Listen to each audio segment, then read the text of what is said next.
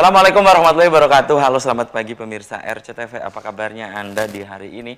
Senang sekali saya Afif Rifai hadir kembali di hadapan Anda pemirsa di program Selamat Pagi Cirebon. Untuk Anda pemirsa saat ini yang tengah menyaksikan Selamat Pagi Cirebon sambil sarapan pagi berkumpul dengan keluarga Anda, diharap Anda untuk kembali memeriksa surat-surat kelengkapan kendaraan Anda. Apakah sudah lengkap atau belum?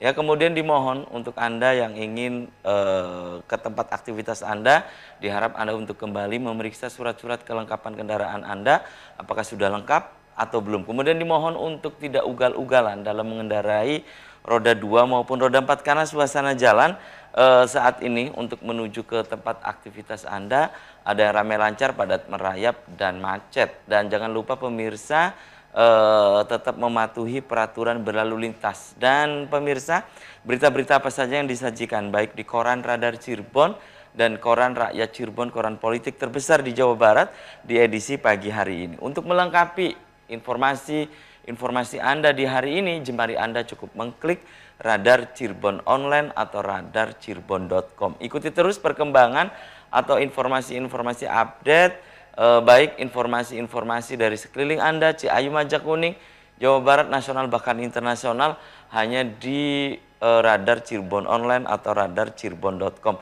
Dan pemirsa, agar Anda tidak ketinggalan dan kehilangan informasi, Anda harus membaca halaman demi halaman baik berita-berita yang ada di koran Radar Cirebon dan koran Rakyat Cirebon di edisi hari ini. Dan pemirsa, di pagi hari ini yang nanti kita akan diskusikan ini berkaitan dengan konstelasi dan konstelasi politik, terutama ini pemirsa di politik nasional, di mana saat ini pemirsa muncul ya tokoh-tokoh ini pemirsa yang salah satunya yang saya sebut adalah Mas Anies Baswedan, kemudian juga Mas Ganjar Pranowo dan seterusnya. Dan kemarin bahkan sudah ada pertemuan, ada poros yang baru ya, disebut-sebut sebagai poros baru. Apakah ini untuk Ganjar Pranowo atau untuk Airlangga Hartarto? Nanti kita akan bahas, kita akan bedah di edisi pagi hari ini dengan sejumlah narasumber.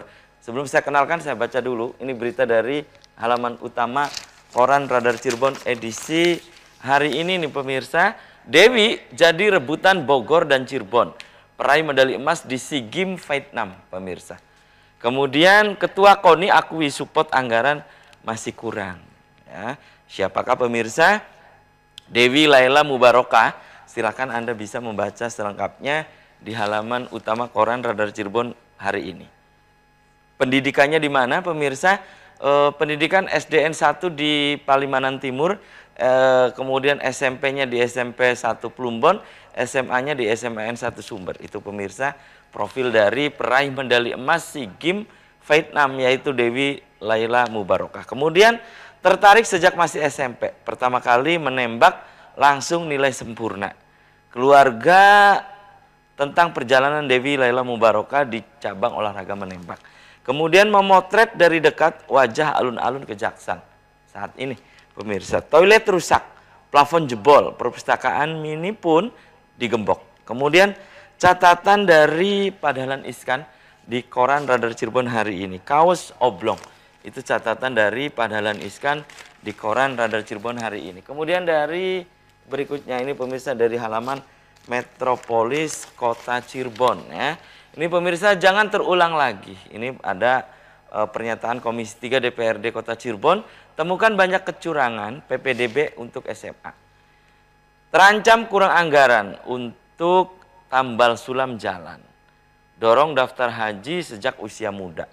Ini pemirsa dari halaman Metropolis. Kemudian dari halaman Kabupaten Cirebon di koran Radar Cirebon hari ini pemirsa, dana hibah pemerintah provinsi di stop. Bupati pastikan bakal perbaiki jalan yang rusak. Bupati juga soroti lemahnya koordinasi kepala OPD. Itu dari halaman Kabupaten Cirebon. Berikutnya ini pemirsa dari halaman utama koran politik terbesar di Jawa Barat, yaitu koran Rakyat Cirebon. Nah ini pemirsa, di koran Rakyat Cirebon hari ini Alun-alun terlantar. Komisi 2 meminta pemerintah kota serius melakukan pemeliharaan. Kemudian Basnas Kota Cirebon, sasaran pertama sosialisasi SOP. Itu pemirsa, berita-berita yang disajikan baik di koran Radar Cirebon dan koran Rakyat Cirebon di edisi hari ini. Dan untuk Anda yang ingin berlangganan kedua koran tersebut, Anda bisa datang langsung ke Geraha Pena Radar Cirebon di Jalan Perjuangan nomor 9 Kota Cirebon. Dan pemirsa, di prolog tadi sudah saya sampaikan bahwa di pagi hari ini yang nanti kita akan bedah, kita akan bahas tentang menerka arah koalisi Capres di tahun 2024 nih pemirsa. Di sebelah saya ini ada Ketua Relawan Ganjar Pranowo 2024, ada Kang Heru Subagya. Selamat pagi Kang Heru. Assalamualaikum. Waalaikumsalam. Apa kabarnya Kang Heru? Alhamdulillah.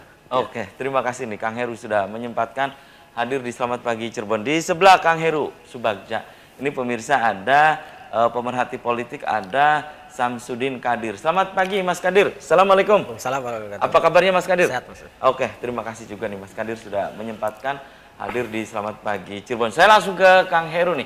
Kang Heru, ini kan 2024, namun jigjag-jigjag dari beberapa tokoh termasuk Ganjar Pranowo, ya Mas Ganjar Pranowo, dan Anda adalah ketuanya, Ketua Relawan Ganjar Pranowo 2024. Nah, hingga saat ini Mas Ganjar ini kan masih dalam artian ini masih belum pasti nih. Ini kendaraannya dari mana kan, tiketnya dari mana untuk bisa maju calon presiden di tahun 2024 ini. Kemudian kemarin juga ini pertemuan dengan Airlangga Hartarto. Jadi ini banyak yang menyebut ini untuk siapa? Untuk Ganjar Pranowo atau untuk Airlangga Hartarto? Pendapat Anda? Silakan, Kang Heru Subagya. Oke, terima kasih sekali. Makasih kesempatannya, Kang. Saya menyapa untuk kita semua relawan Ganjar, saya selaku pimpinan hari ini. Terima kasih sekali ya hadir bisa di studio RCTV ya. Saya tegaskan atas nama ketua relawannya, bukan partai ya. Jadi begini, kalau menurut saya kondisi kontestasi saat ini, terutama dengan lahirnya partai 3 bersatu ya, jadi yang disebutkan sebagai partai koalisi bersama, ini adalah moderasi atau gagasan atau ide yang melahirkan sebuah wacana bagi masyarakat, bagi pelaku politik, bagi organ politik secara keseluruhan, dan ini adalah sebuah wacana yang luar biasa menurut kita. Adapun permasalahannya ketika saya sebagai ketua partai mendukung atau memberikan sebuah prediksi atau mengharapkan ya partai koalisi ini akan menjadi wadah Pak Ganjar, ini selebihnya adalah ketua partai mereka yang mempunyai wewenang. Hanya dari etikat baik dari partai koalisi yang sepenuhnya hadir, yang mewakili pertama Amanat Nasional, Golkar dan P3 sebagai relawan Ganjar, kita sangat apresiasi. Ada 3 partai yang berkumpul kemarin itu ya? Betul, karena ruangan Pak Ganjar dalam bahasan per hari ini, tiket untuk menuju ke pencapresan itu memang masih nihil dalam tanda petik ya. Artinya apa yang harus kita relawan gagas, kita dorong dan sebagainya akan kita masukkan dalam lobby-lobby, dalam perwujudan wacana di media, lobby-lobby yang kiranya kita punya akses ke elit politik mereka untuk menawarkan bahwa Pak Ganjar ini adalah bagian calon atau capres yang memungkinkan untuk menjadi leader next 2024 yang terbaik bagi Indonesia. Oke, itu ya. Tapi Kang Heru sebetulnya sebagai Ketua Relawan Ganjar Pranowo RGP 2024 ini menyadari betul bahwa pintu untuk PDI Perjuangan sepertinya sudah tertutup gitu. Kalau saya, namanya politik itu kan bias Pak, bias dan nyata dalam batas yang samar dan sangat tidak terkendali. Artinya bagi relawan Ganjar konteksnya adalah kebutuhan Pak Ganjar ini adalah menjadi pimpinan nasional, dan itu bagi kita menjadi keputusan mutlak harga mati. Artinya, pokoknya ini tidak bisa ditawar ya. Artinya dengan kekuatan kita mendorong Pak Ganjar sebagai calon presiden ini, akan kita coba melakukan advokasi dan publikasi ya pendidikan politik bahwa wajah Pak Ganjar ini dengan latar bagian penting dari pembelajaran politik dan dinamika next, bahwa model-model calon presiden seperti Pak Ganjar ini layak untuk dipilih. Adapun untuk partai ini adalah ruang lingkup dari keputusan tertinggi ketua umum. Itu ya. Oke, jadi ini sementara apa yang dilakukan oleh relawan Ganjar Pranowo ini mendukung penuh apa yang dilakukan oleh Mas Ganjar gitu ya, apapun gitu ya. Dan saya ke Mas Kadir nih, Mas Kadir, Anda sebagai pemerhati politik, apa yang tadi disampaikan oleh Kang Heru Subagja, Ketua RGP 2024, menurut Anda ini adalah rasional atau bagaimana? Karena dari Kang Heru tadi juga menyatakan tahu diri ya, sepertinya ini kan belum ada partai yang menjadi kendaraan nantinya untuk 2024. Menurut Anda rasional tidak? Tapi tahan dulu nih, Mas Kadir dan pemirsa. Selamat pagi, Cirebon akan segera kembali sesaat lagi.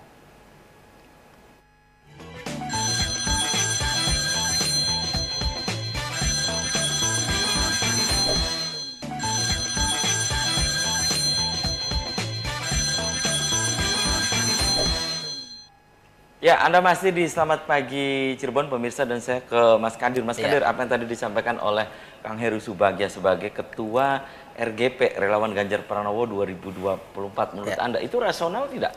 Menurut Anda? Ya, dalam konteks politik rasional saja. Apalagi dari hasil survei terakhir kan nama Ganjar muncul ya, dari 3 top itu begitu ya.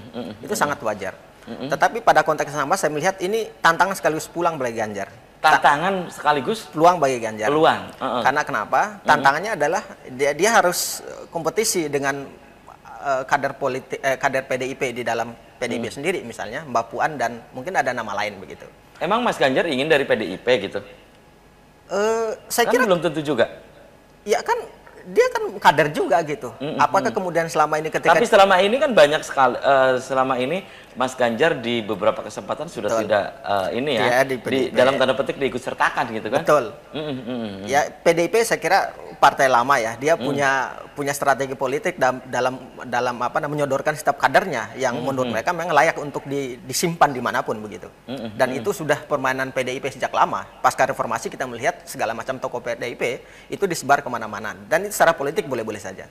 Nah, dan tantangannya tadi. Jadi Anda melihat ini Ganjar juga jangan-jangan dalam tanda petik ini lagi sedang politik gitu. Selama belum ada keputusan final dari Bu Mega sebagai ketua umum PDIP, saya kira permainan semacam itu akan terus bola liar ini sengaja dibuat gitu ya. Betul. Gitu. Karena ada efek juga nanti publik melihat bahwa PDIP membuka peluang bagi semua. Artinya PDIP dianggap sebagai partai yang terbuka bagi setiap orang begitu. Untuk menokokkan kader dan seterusnya. Yang kedua, bagi saya ini juga peluang malah bagi Ganjar sendiri, bukan peluang di internal PDIP, tapi peluang bagi dia untuk kemudian terus bermain di eksternal partai. Apalagi misalnya kemudian partai-partai tertentu yang sudah disebut di media massa dan seterusnya, kemudian mengendorse Ganjar gitu. Cuman tadi yang tantangan paling berat bagi Ganjar sekarang itu adalah justru di internal PDIP sendiri. Di internal PDIP sendiri. Dan yang kedua, justru juga tantangannya dari eksternal, dari partai politik yang mungkin selama ini menyebut dia, karena ada juga partai politik yang menyebut nama tokoh yang punya popularitas yang tinggi hanya untuk menaikkan elektabilitas popularitas partainya gitu. Ada gitu. Ada juga parpol yang pansos juga ada juga begitu. Atau sebaliknya ada juga tokoh yang pansos ke partai politik. Jadi, tapi dalam segi politik, dari sudut pandang politik, hal ini biasa saja. Hal ini hal yang lazim gitu ya. Lazim aja gitu. Enggak apa-apa. Malah penokohan, meningkatkan popularitas partai di ruang publik itu malah bagus gitu, biar masyarakat juga mengenal partai apa maunya, mengenal tokoh apa keinginannya dan seterusnya gitu, dan biasa saja. Jadi ini menurut Anda ini rasional saja gitu ya? Iya, apa yang tadi disampaikan oleh Kang Heru Subagja itu? Rasional saja, nggak apa-apa sebetulnya. Cuman tadi ya, tantangan menurut saya, tantangan terbesar dari Ganjar sekarang adalah justru tadi di internal partai PDIP. Baik. Yang kedua adalah dari partai-partai yang endorse tadi. Apa iya partai politik kemudian tidak mampu mengangkat tokoh internalnya dalam konteks politik 2024 yang kemudian seketika mengambil tokoh yang saat ini namanya gitu ya, menjadi top ini opini sekarang begitu ya. Saya kira tujuan partai politik yang lain yang bukan partai Ganjar, saya kira berkepentingan untuk mempopulerkan partainya menuju 2024. Karena memang tokohnya tidak mencapai derajat presentasi tertentu di tingkat popularitas begitu. Itu ya. Jadi baik. sengaja nebeng dalam tanda kutip. Iya, nebeng dalam tanda petik. Baik, oke, tahan dulu Mas Kadir, saya kembali ke Kang Heru. Kang Heru, itu pertemuan kemarin itu hasilnya apa sih gitu Kang Heru? antara Mas Ganjar Pranowo dengan Erlangga Hartarto, kemudian juga ada di situ Zulkifli Hasan ya, Julhas gitu, apa sih itu? Itu untuk siapa sih? Oke Kang, jadi gini, kalau bagi relawan kita sepakat bahwa Ganjar itu memang harus jadi presidennya, itu sudah totalitas kita. Dan kita sebenarnya akan memahami Indonesia Next itu butuhnya apa. Jadi kita selama ini terjadi krisis plus minus dari kepemimpinan nasional. Nah, selayaknya calon presiden yang nantinya menjadi kontestan dalam pemilu 2024 itu memang layak dan memenuhi kriteria, bukan hanya masalah elektabilitas, memang dari integritas, kepercayaan publik terhadap masyarakat, dan bukti hasil nyata dari kinerja figur-figur tersebut. Yang perlu diperhatikan dan digarisbawahi bahwa jangan permainkan calon-calon yang punya elektabilitas dan integrasi inti menjadi bagian komoditas partai gitu loh. Maksudnya jangan permainkan gimana? Bukan kayak dalam politik hal yang biasa gitu Kang Heru? Ya, oke. Kita punya pemahaman ideologis sangat kuat bahwa keinginan awal pembentukan Ganjar ini adalah bagaimana kita secara mendasar melahirkan gagasan-gagasan yang sangat visioner di saat krisis-krisis kepemimpinan yang mungkin dalam tanda petik seperti pelemahan kekuasaan, delegitimasi dan sebagainya ini terjadi. Nah, kita menyadari pentingnya bagaimana seorang pemimpin mempunyai gagasan-gagasan lebih di atas rata-rata calon yang lain. Artinya, dengan pertemuan Koalisi Indonesia Bersatu, mohon jangan dijadikan Ganjar hanya sebagai pemanis.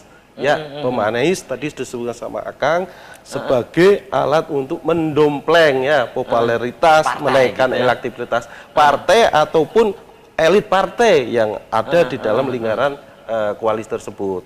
Silahkan mereka untuk memilih Pak Ganjar dalam sebuah tabulasi keseriusan yang sangat mendalam.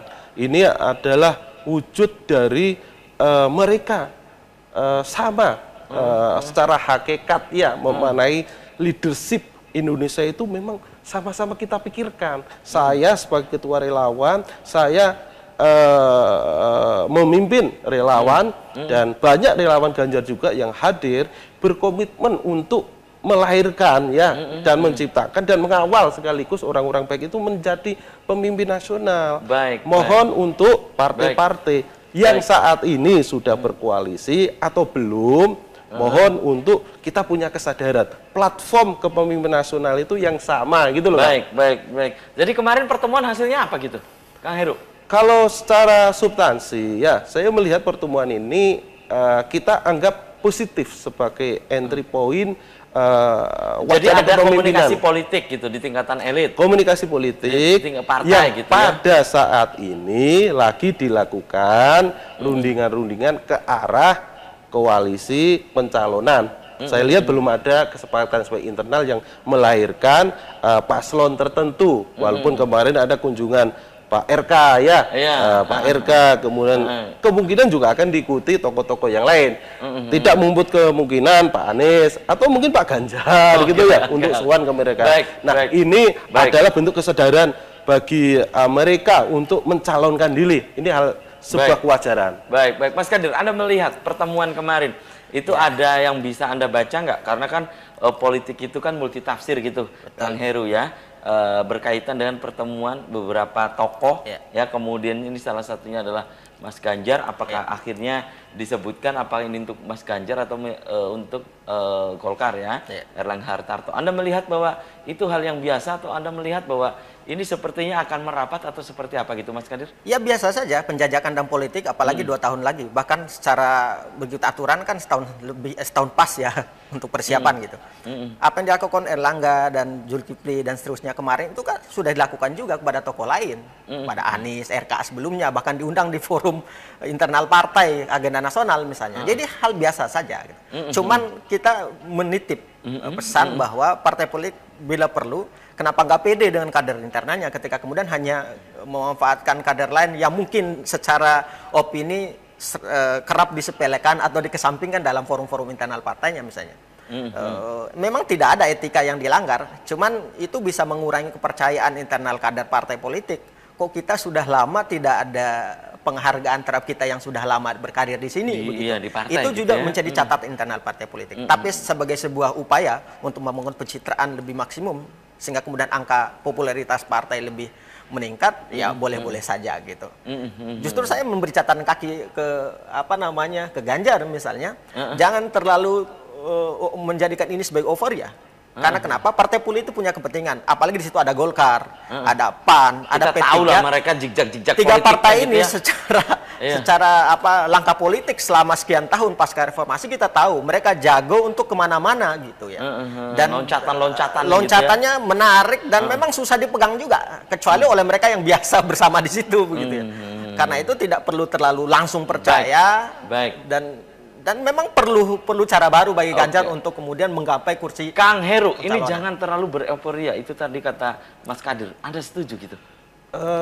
Saya iya, dalam bahasa saya itu jangan GR lah gitu. Secara internal sebenarnya Pak Ganjar nggak punya kebutuhan untuk GR.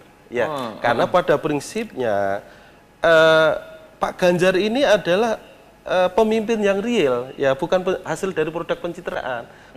Mengapa harus GR?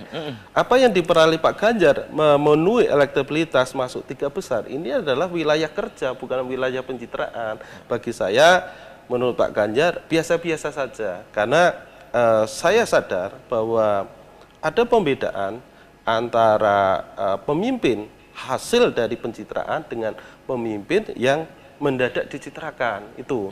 Jadi ya anggap aja biasa-biasa. Karena kredit poin dari Pak Ganjar itu sangat berlimpah ya. Jadi nah ini yang kita coba amati, jangan sampai kredit poin ini disajikan alur-alur atau tadi disampaikan tata cara partai untuk dijadikan Pak Ganjar itu endorser secara sepihak. Jadi perlu saya sampaikan, Kang, relawan ini beda dengan partai. Cuma mempunyai visi besar yang sama seharusnya dalam mengagenda-agendakan proyek-proyek, terutama bagaimana Indonesia yang katanya 2030 ini Indonesia menjadi bagian negara maju dunia. Nah, ini infrastruktur kepemimpinan ini harus diawali dan kita relawan harus konsisten, kita nggak mau punya dibeli. visi ke depan gitu ya. Harus itu menjadi kewajiban yang dimiliki seorang pemimpin nasional 2024 nanti. Baik. Oke, tahan dulu Kang Heru dan juga Mas Kadir dan pemirsa. Selamat pagi, Cirebon akan segera kembali usia komersial berikut ini.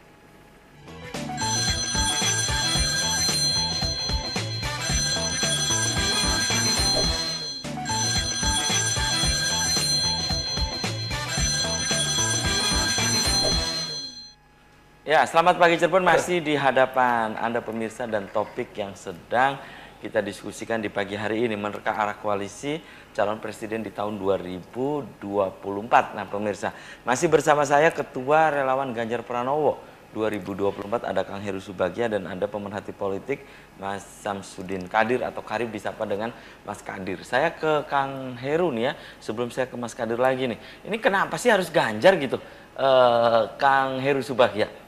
Saya kalau udah ketua partai saya akan nanya internal partai bagaimana gitu ya.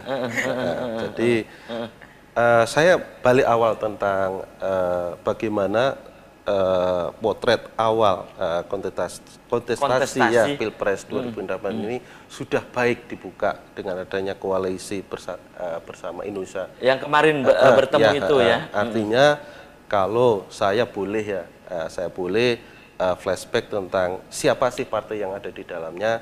Saya pikir partai-partai di dalamnya itu wajah-wajah menurut kita ya sebagai partai yang mempunyai platform ideologi yang cukup ideal. Artinya seperti Golkar dengan partai dengan platform ideologi nasionalis ya, PAN partai nasionalis religius dan kemungkinan P3 juga akan mengikuti partai nasional religius juga. Artinya kesepakapahaman tiga koalisi partai ini sebenarnya mempunyai visi yang sama untuk NKRI. Nah, konteks pemahaman mereka, dalih-dalih mereka harusnya, ya ini harusnya dalam petik, karena saya punya kepentingan bahwa Pak Ganjar ini mempunyai kesesuaian terhadap Indonesia yang mempunyai wajah kebinekaan tunggal ika yang itu bagian esensi ya berdirinya NKRI dengan visi kebangsaan, visi Nusantara, ini sebenarnya hakikatnya sama dengan platform-platform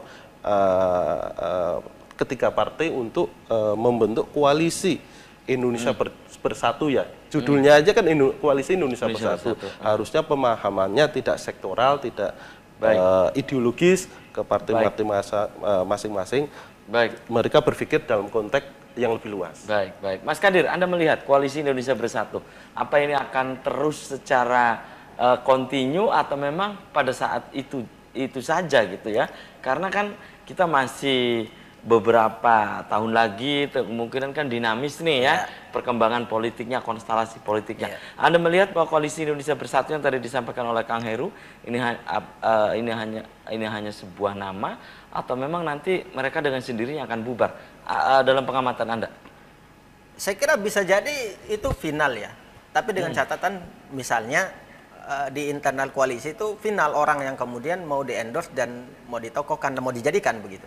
Ketika di situ masuk Ganjar, saya tidak terlalu begitu yakin juga dengan maksudnya Ganjar akan masuk ke situ. Betul, saya nggak yakin betul ya, karena tadi karakter Golkar, PAN ini dia selalu punya cara berpolitik yang agak berbeda dengan yang lain. Kalau PDIP misalnya kalau dia bilang A pasti A, Demokrat bilang B pasti B, PKS bilang C pasti kalau B.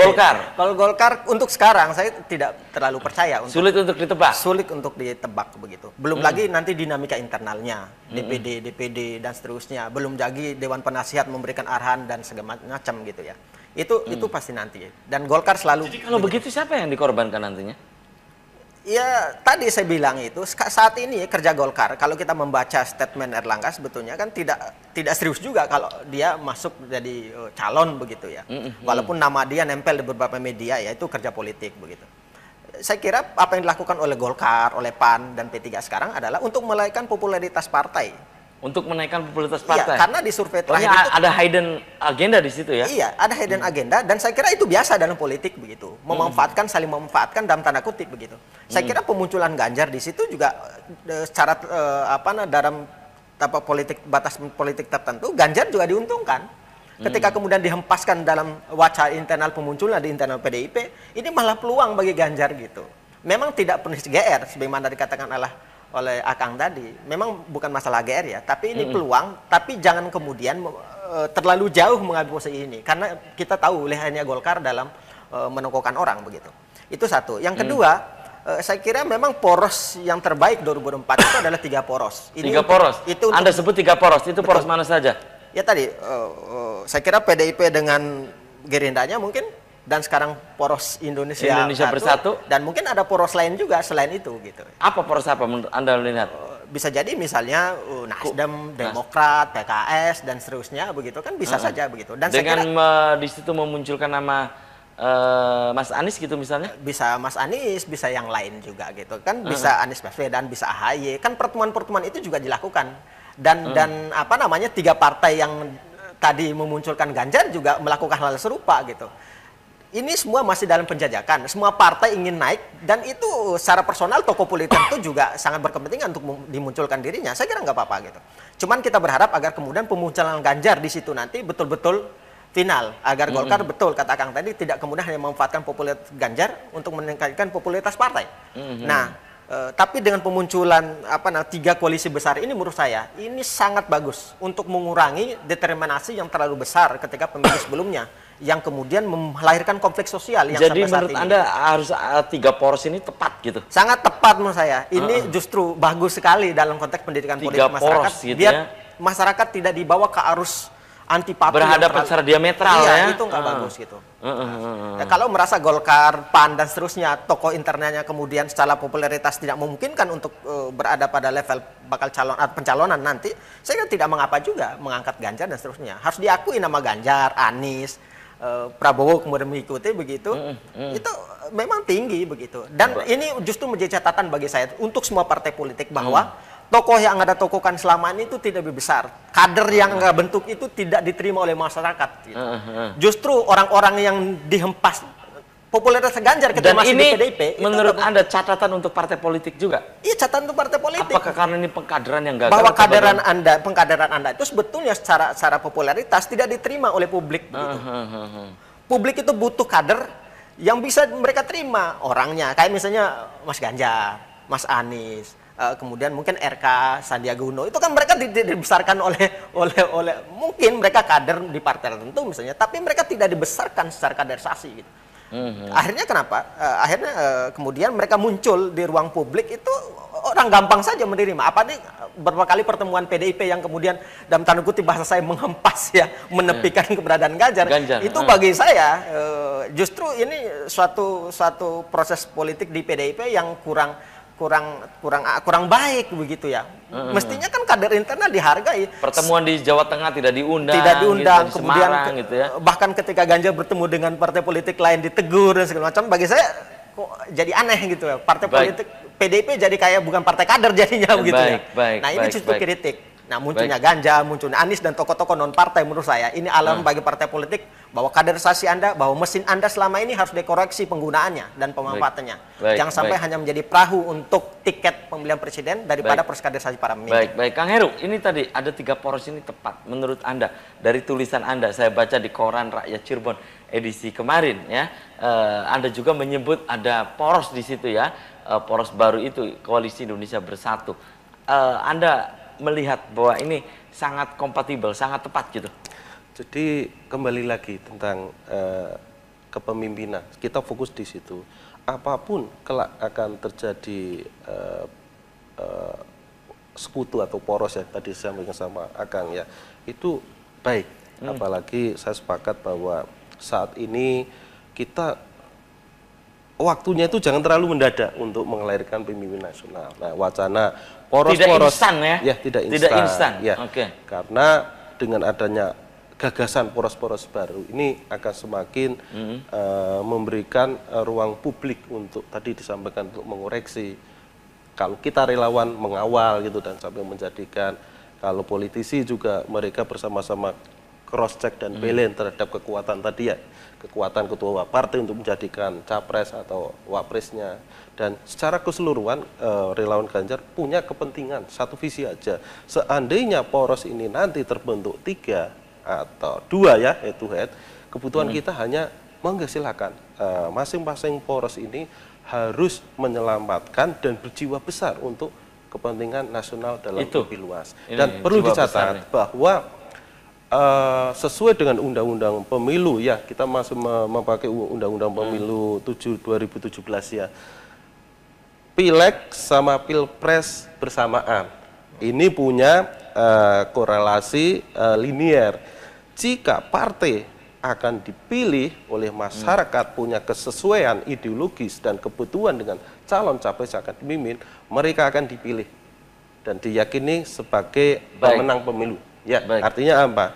Masyarakat sudah cerdas, masyarakat bisa mengakses siapa partai politik, siapa calon yang diusungnya, dan ke arah mana keputusan politik akan memberikan preferensi terakhir dalam pemilihan wakil legislatif atau wakil presiden yang akan dipilih. Baik Pak. Oke, tahan dulu Mas Kadir dan juga Kang Heru, dan pemirsa selamat pagi. Cirebon akan segera kembali, tetap di RCTV.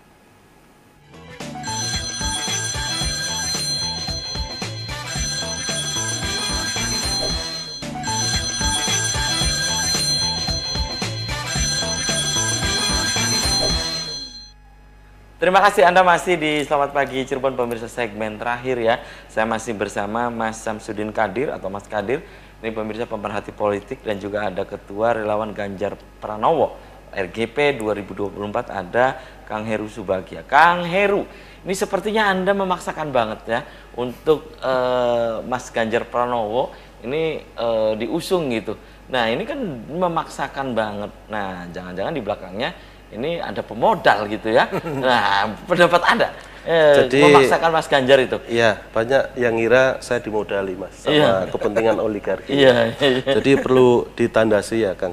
Kelahiran relawan kami ini sebenarnya terlahir pasca Pak Jokowi jadi presiden, dan kita menggagas bahwa siapa next yang kiranya ingin dijadikan presiden RI. Nah, kebutuhan itu kita lahirkan sedemikian rupa sehingga kita sudah mendeklarasikan jauh-jauh hari ya, kurang lebih ya 1,5 tahun yang lalu, dan termasuk relawan yang paling pertama, Kang. Jadi kalau paling pertama kayaknya nggak ada pemodalnya ya, ya benar nggak? Terus yang kedua, kita ini sebagai relawan komposisi sangat ideal karena di dalamnya ini ada dua kubu besar, yaitu militan 001 dan militan 02. Oh, ada semua di kita menggagas terbentuknya relawan Ganjar Pranowo 2024 dalam konteks komunal. Nah, inilah sebenarnya militansi kita itu ada di sini. Seolah-olah relawan Ganjar ini bisa menjadi besar, militan, dan seolah-olah memaksakan Ganjar. Karena kalau kita sadari, ya relawan Ganjar ini adalah orang-orang militan yang dulu pernah bekerja atau melayani atau memberikan support terhadap kerja politik ya, tanpa harus ada amunisi yang besar. Gagasan-gagasan kita ini terlahir akibat pencerahan internal kita, bagaimana kita melahirkan sebuah nilai-nilai pemimpin yang dijual dari nilai, bukan sebuah pencitraan. Ya, dibangun berdasarkan realita yang ada. Dalam ini kita sepakat, Pak Ganjar. Bukan Karena kemasan ya.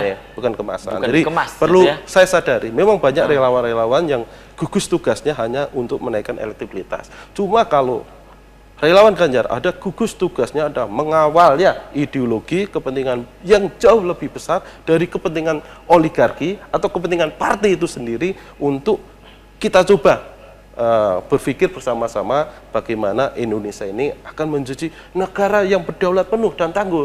Dan yang diangan-angankan oleh founding father kita ini akan menjadi kenyataan. Indonesia akan menjadi wajah negara yang cukup disegani dan punya kedaulatan penuh. Baik, Mas Kadir, Anda melihat bahwa bisakah jika nanti ya dalam arus besar ya koalisi untuk menuju 2024 akhirnya Mas Ganjar terlempar, dalam artian tidak bisa untuk maju di Pilpres. Anda melihat, karena kita tahu gitu ya perjalanan politiknya. Ini kan konstelasi politiknya begitu cepat gitu kan, iya kan? Dan kita tahu bahwa ada 3 poros ini, jangan-jangan nanti akan dibuat 2 poros lagi. Menurut Anda, bisa tidak terlempar akhirnya? Ya bisa saja kalau kemudian Golkar dan 2 partai lain, PAN dan P3 itu kemudian tidak memilih Ganjar gitu. Masih menganggap bahwa ya Ganjar ini orang PDIP gitu kira-kira begitu. Ya, mereka menganggap ya Anda ya orang PDIP, kami juga punya kader gitu. Karena saya melihat tadi saya bilang di awal itu, Golkar masih berkepentingan untuk meningkatkan popularitas dan memanfaatkan keberadaan Ganjar gitu. Tapi kalau misalnya elit nanti mencoba, apalagi kekuatan oligarki mencoba untuk membelah kembali politik kita ke dalam politik face to face itu, saya kira kurang elok ya. Karena itu hanya menghasilkan konflik yang tidak bermutu bagi bangsa kita. Bangsa kita ini bangsa besar, negara kita negara besar. Mestinya politik demokratisasi di elit partai politik mesti dibangun secara demokratis, lebih moderat begitu, tidak kemudian terlalu sibuk untuk saling mencaci dan seterusnya gitu. Dan saya kira pemunculan Ganjar di situ tuh bagus juga. Pemunculan Anies di kubu lain juga bagus, Prabowo dan yang lain di sana bagus. Ya silakan. Justru ini adalah ruang kompetisi yang bagus gitu ya. Cuman saya kira kalau misalnya soal oligarki, ya tidak ada kepentingan oligarki yang tidak memanfaatkan pesta politik di Indonesia. Semua orang berkepentingan, apalagi kekuatan ekonomi gitu. Dan itu sudah wajar saja secara politik sebagai evaluasi terhadap undang-undang partai politik kita yang tidak menjelaskan secara detail tentang sumber keuangan partai begitu. Ya? Mestinya ada undang-undang misalnya tentang finansial partai begitu. Bagi saya misalnya partai politik mesti dibiayai oleh APBN misalnya, karena mereka yang diberi wewenang untuk melahirkan para pemimpin bangsa. Walaupun ada juga tokoh tertentu yang bisa menjadi pemimpin lewat jalur lain, tapi tetap aja perahunya partai politik. Justru kita ingin partai politik ini diwadahi, diafirmasi kepentingan dan kebutuhannya begitu. Jadi tidak sekedar kemudian hanya dijadikan perahu seketika. Kan manfaat partai politik sekarang kita lihat hanya untuk kemudian tiket doang gitu. Setelah tiket orang bisa bebas gitu. Itu yang kedua dalam konteks jangka panjang. Kemudian yang ketiga bagi saya, pemunculan tiga koalisi ini dalam konteks pemilu 2024 ini sangat mendidik bagi masyarakat untuk selesai dengan konflik yang tidak berujung di masa lalu. Iya, saling yang berkepanjangan ya. Saling cebong, kamper segala macam. Itu kita dengarnya juga aneh gitu. Bangsa kita dulu, pendiri bangsa kita dulu mengartikulasikan politik itu sangat jenial. Bung Karno, Bung Hatta, Nasir dan para tokoh yang lain. Mereka berdebat di meja itu, tapi mereka ngopi setelah itu gitu. Sekarang kita ini elitnya bagi duit, masyarakatnya disuruh saling bunuh. Nah, ini yang harus kita selesaikan. Makanya bagi saya pembunuhan tokoh, baik itu dari ruang partai politik maupun non partai politik itu sangat bagus. Justru saya suka ketika kemudian para relawan partai politik memunculkan kadernya sejak saat ini, biar masyarakat juga mengenal apa maunya, bagaimana plafonnya, dan siapa yang akan mereka pilih ke depan gitu. Baik. Nah, saya ke Kang Heru lagi nih. Kang Heru, dengan peta politik yang tadi sudah disampaikan oleh Mas Kadir ya, ada 3 poros di situ, kemudian ya Anda akan ngotot, akan terus gitu ya, ketika nanti misalnya poros yang ketiga ini maaf tidak mencalonkan Mas Ganjar gitu misalnya, ya Mas Ganjar nanti akan ditinggal gitu, bagaimana gitu? Jadi gini Kang, sebenarnya kalau mau real ya kebutuhan publik atas kepercayaan ini pada saat ini, khususnya jika kita berpikir siapa yang akan menjadi calon capres, itu sebenarnya sudah kelihatan ya dengan lembaga-lembaga survei politik yang tingkat validasinya yang menurut saya cukup tinggi ya, itu diantaranya Pak Ganjar, Anies dan teman-teman yang lainnya. Dan Pak Ganjar dalam hal ini dan saat ini menempati top skor untuk capres. Nah, apakah wujud dari kepercayaan dari masyarakat ini akan dilakukan pengkhianatan ya? Saya catat ya, pengkhianatan elit partai ya untuk menghabisi Pak Ganjar dan pendukung militan kayak kita. Ya monggo, ini adalah pengkhianatan terhadap kader terbaik dan pengkhianat terhadap cita-cita dan bangsa Indonesia menurut kita. Jadi bagi saya, saya tidak ada kebutuhan apakah 3 partai ini mengusung Pak Ganjar atau tidak. Cuma kebutuhan khusus saya, Anda sebagai partai yang berada dalam koalisi partai akan terlihat bagaimana Anda punya visi besar terhadap nusa dan bangsa, khususnya untuk memilih Capres 2024. Catat.